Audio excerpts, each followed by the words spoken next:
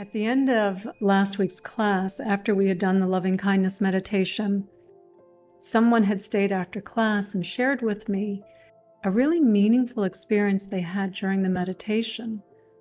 That when I said the words, "May you feel like you belong," she broke down in tears.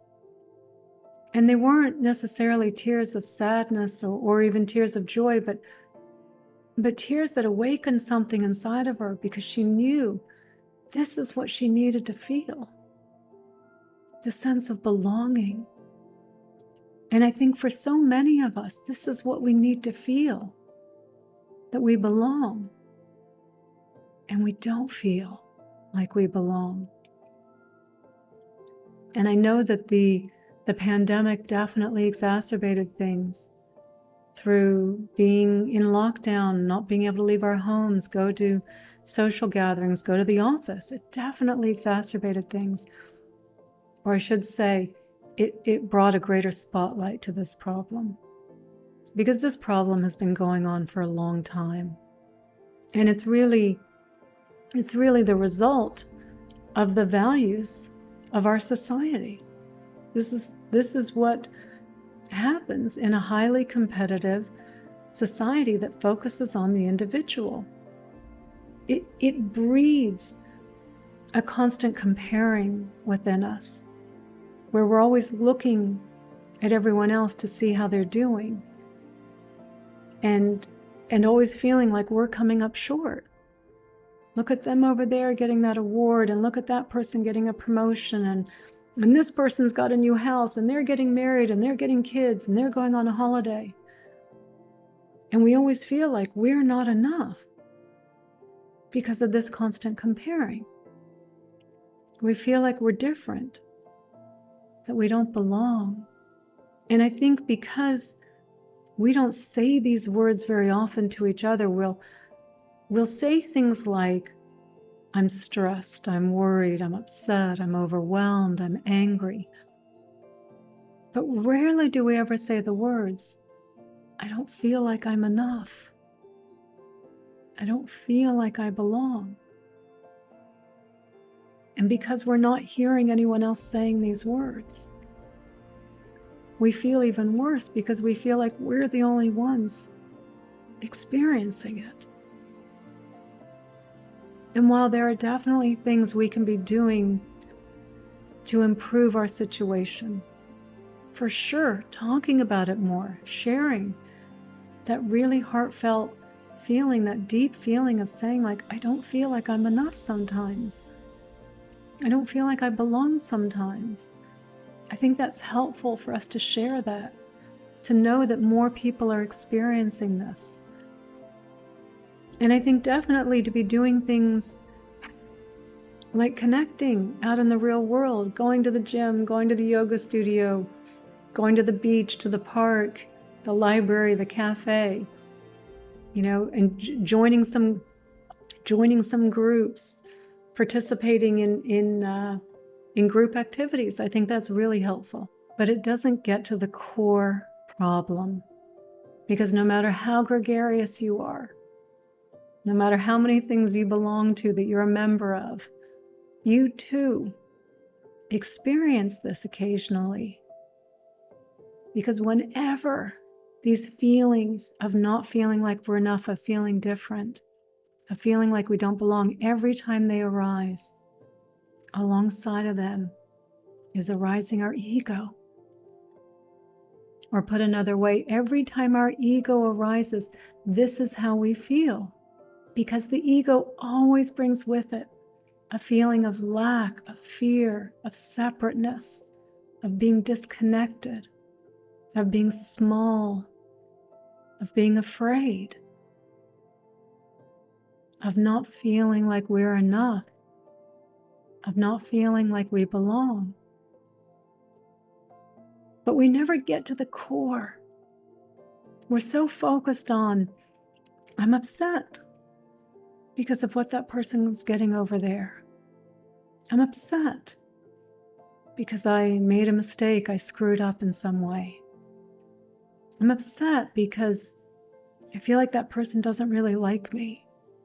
over there. And in our upsetness, the ego keeps our attention focused on the story that's looking outwards. These are all the reasons I'm upset, and I got to try and come up with a solution. And as long as I'm looking out there and thinking I'm upset because of what that person's getting, we'll never get to the solution. So we want to get our attention focused on where's the real problem here? Why do I feel like I don't belong? Why do I feel like I'm not enough? It's not really because of what all these people are getting. It's not because that person doesn't like you or because you screwed up. It's because when the ego arises, it splits us into two. That whenever we have thoughts about me, what's going to happen to me? What do they think about me? What do I think about me? Oh, I can't believe I did that. I'm such an idiot. Whenever we have these thoughts, that's how the ego arises, and it separates us into two. It disconnects us from who we really are, from our true nature. Spirit, soul, universal consciousness, the absolute, God, whatever you want to call it, it's all the same thing. It separates us from ourselves. This is where the feeling of disconnection, of separation comes from. This is where that existential angst is coming from, that we have separated from ourselves. The problem isn't what's going on out there. That just triggered it. That triggered the ego, and then we felt the sense of separation, and we stay focused on the story looking outwards, imagining we can solve the problem, when the problem is here, that we've separated from ourselves. And if we hope to get back to that sense of feeling of feeling connected, of feeling like we belong, of feeling like we're enough, then we have to learn to abandon the story that the ego is telling about where our problem really lies. And to know that our problem is the ego. We have to let the story go. We have to abandon the ego. And I know this is really scary for a lot of people because we think we are the ego. And yet what you'll notice is that your ego only arises through particular types of thoughts. Thoughts about me. What's going to happen to me? Even when we're thinking, what are they doing over there? And how does that affect me? Right? We wouldn't be questioning it if we didn't think it was going to affect me somehow. Someone disagreeing with me. You would think, how does that affect me? It does. I must be right. So whenever we're thinking about ourselves in that way, the ego arises. But when those thoughts go away, so does the ego. You're still here. The only difference is that you felt a sense of lack and fear of being different, separate, not being enough, not feeling like you belong. And then the thoughts went away, and so did that sense of not belonging. All of a sudden, you feel fine. There's no sense of feeling different. There's no sense of I'm not enough, because those thoughts, those feelings only arise with the thoughts that create the ego.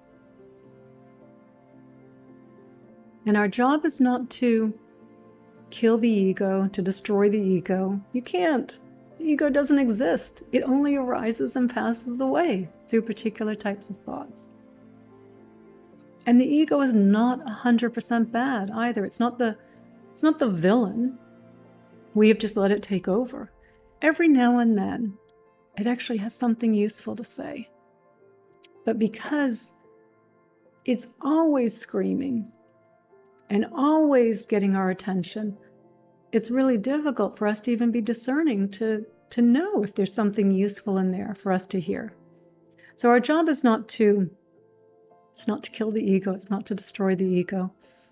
is to stop identifying with the ego as who we are.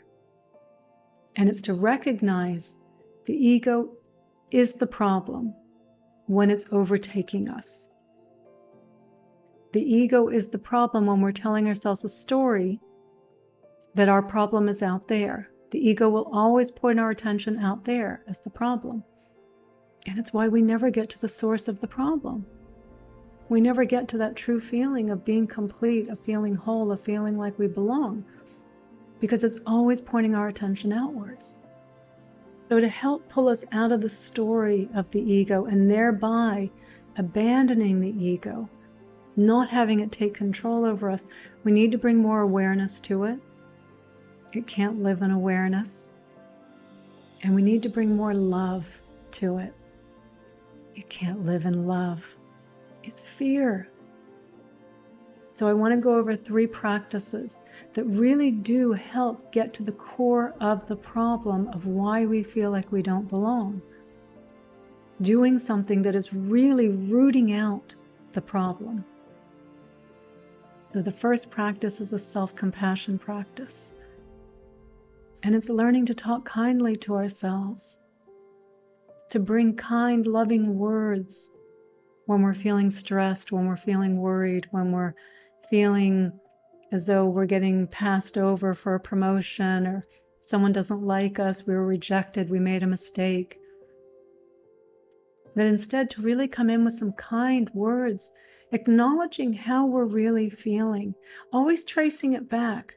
Yeah, I know I feel upset right now. It feels like jealousy, feels like envy, it feels like,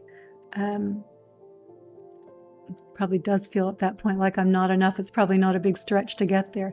But that's where we want to get to. What is the core feeling? I don't feel like I'm enough. I don't feel like I belong. So we can say to ourselves very sweetly, sweetheart, you belong. You can't not belong. You're a part of this. And when we pet ourselves, it's also a really comforting thing. And the higher you up you go, oh, sweetheart, you belong. You belong. You are enough. You are more than enough. Sweetheart, you're doing your best. You're okay.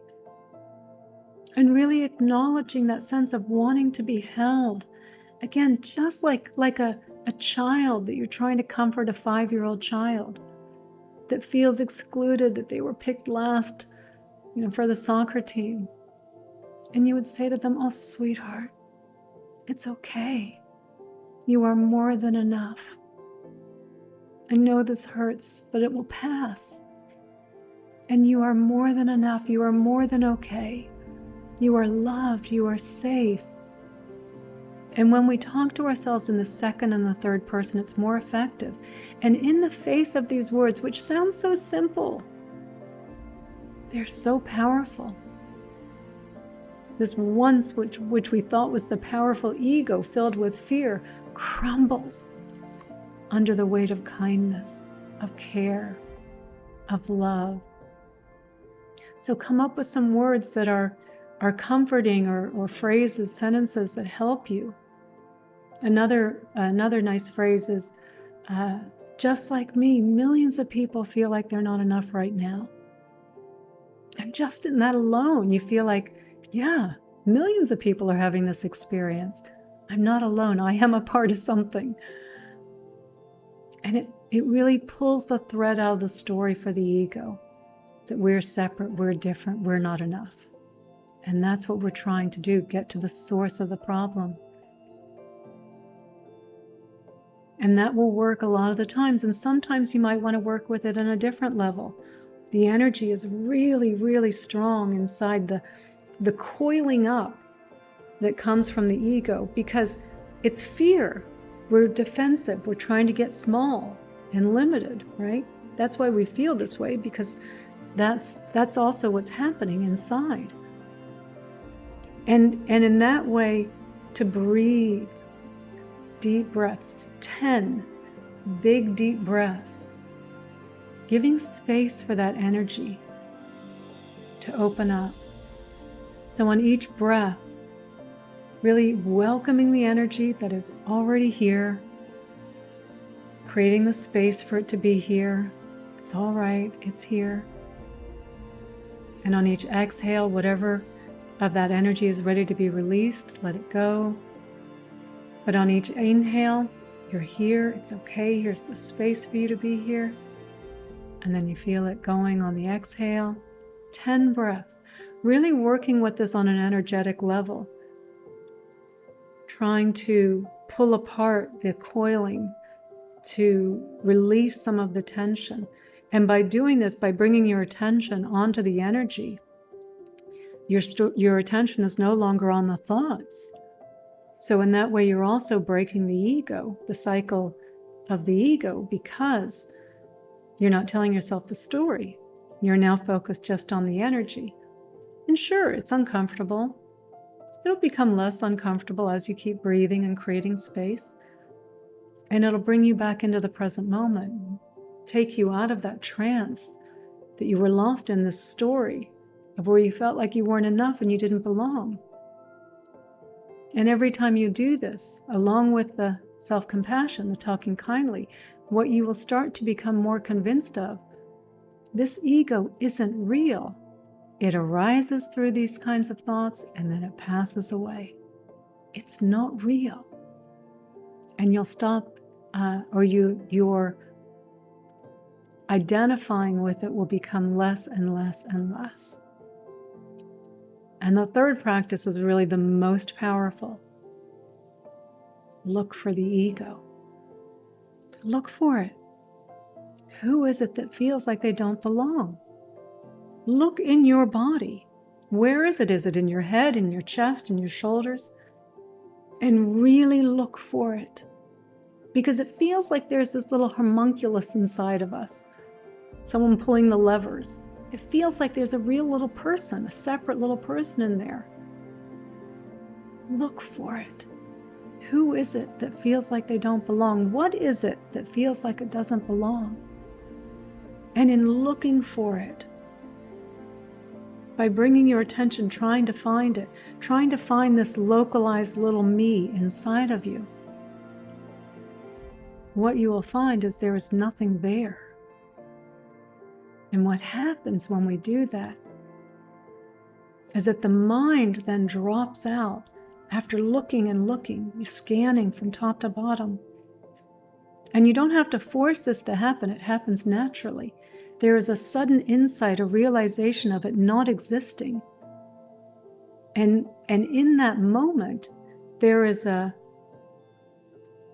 in the realization of the ego not existing and the mind dropping out, there is a falling back or a knowing of your true nature. All of a sudden the jig is up, the curtain's been pulled back, and this happens automatically. The awareness that you are, the absolute, the universal consciousness, soul, spirit, God, whatever you want to call it, it's there. You're it. You can't not experience it. And you feel that sense of all the borders and the smallness and the limitations of the ego evaporate, and there's this sense of openness and no borders anymore, no separation. A feeling of being totally complete, of being whole, of feeling connected, of belonging. And it may not stay for very long. It depends on how far along you are in your practice, how stable this might be for you. And that's okay if it falls out of it and then the ego comes back. Look again.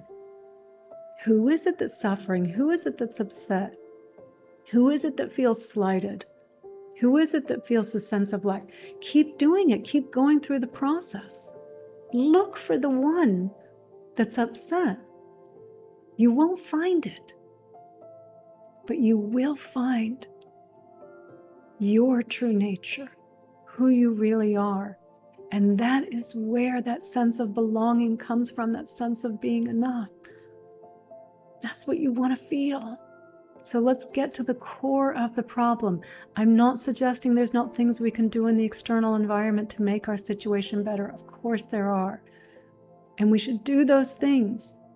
But let's get to the core of wanting that sense of belonging, of knowing who we really are. That's what you really want. So do the practices, keep doing them. Identify less with your ego and know more your true nature, and you will always feel like you belong, that you're enough when you are resting as your true nature, feeling that sense of love and connection and wholeness and completeness that we also desperately want to feel and we keep looking for in our external conditions. Now we're looking for it in the right place.